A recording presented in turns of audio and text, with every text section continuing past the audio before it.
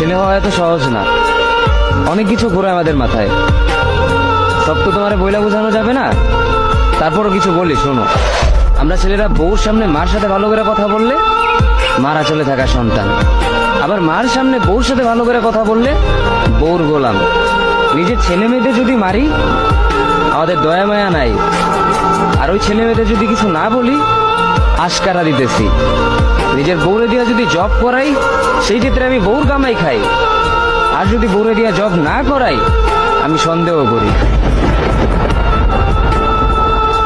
সারাদিন ঘরের বাইরে থাকলে আমরা ভাদাইম্মা, আর যদি ঘরের ভিতরে থাকি তাহলে বেকার, কাজ কাম নাই।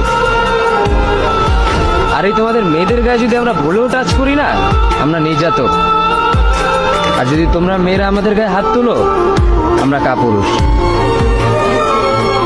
আর একটা ছেলে কি বা করে পুরো লাইফে নিজের জন্য?